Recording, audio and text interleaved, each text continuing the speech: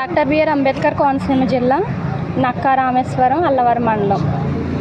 Sir మాకు 35 సెంట్లు sir. మా తాతయ్య గారు మా నాన్నమ్మ గారి పేరు తర్వాత మాకును మా డాడీకి రావాలి, మా పెదనాన్నగారికి మా నాన్నగారికి రావాలి 35 సెంట్లు. అది ఉమ్మడి భూమి కలిపి. అదేంటంటే గ్రామకంట భూమి సార్. గ్రామకంట భూమి అయితే మా డాడీకి 17.5 సెంట్లు రావాలి, అతనికి 17.5 సెంట్లు రావాలి.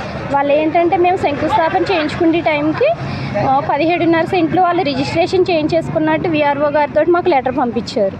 అదేంటంటే గ్రామకంట భూమికి అసలు విఆర్ఓ గారు వెళ్ళి రిజిస్ట్రేషన్ చేయడానికి లేదు ఎక్కడ.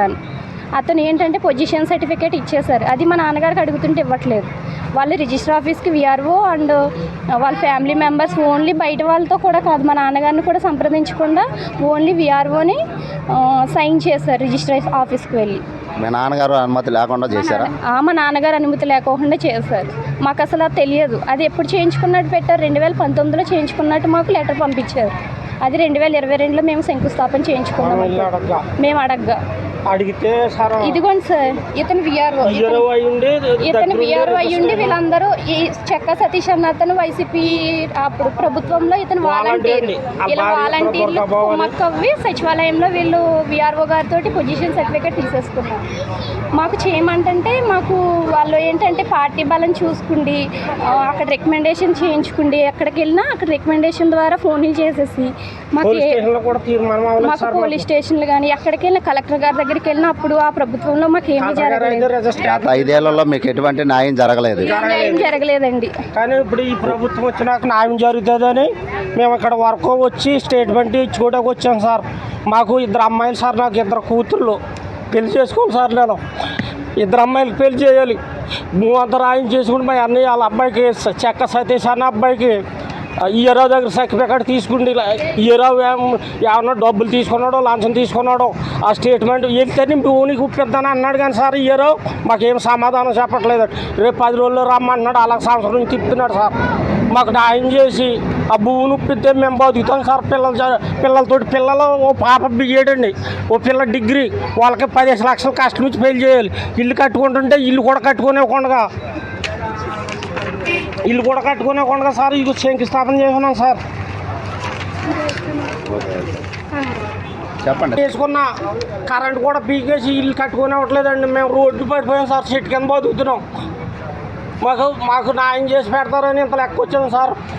మేము జనసేన పార్టీలో మేము జాయిన్ అయి ఉన్నాం సార్. వైఎస్ఆర్ పార్టీ వల్ల మాకు ఇంత ఇబ్బందులకు చేసి రోడ్లు పాలు చేశారు సార్. మాకు న్యాయం చేసి ఈరావు మీద వెంకటేశ్వరరావు మీద సర్వే గట్టిగా తీసుకుండి ఆయనకి ఇలాగ ఇంకొకరికి జరగకుండా చేస్తారని మేము కోరుకుని ప్రార్థిస్తున్నాం సార్. లాభాదాయములు ఏమి లేవండి. మా అమ్మగారు అయితే చెరువులు సంపాదించారు సార్. 2 ఎకరాల చెరువు ఉంది. మేము 100 రూపాయల స్టాంప్ మీద ఉప్పలకొద్దం పోలీస్ స్టేషన్లో రాసుకున్నాం సార్. నీ భూమి ఎంత చెక్క సీనికి ఎకరం, చెక్క ఆంజనేయులకు 3 గుంచాలు, కొలి సోమాలమ్మకి 4 గుంచాలు, కొప్పడి మంగాదేవికి 4 గుంచాలని ఉప్పలకొద్దం మండలంలో వెంకటేశ్వరరావు గారు ఎస్సీ గారు ఆదానంలో మాకు పరిష్కారం అయింది సార్. 100 రూపాయల స్టాంప్ మీద తీసి 100 రూపాయల స్టాంప్ మీద అవునా కూడా ఆ కాగితాలు డిక్కిరించి వీళ్ళు రిజిస్ట్రేషన్ చేసుకున్నారు సార్. ఇంకోటి సార్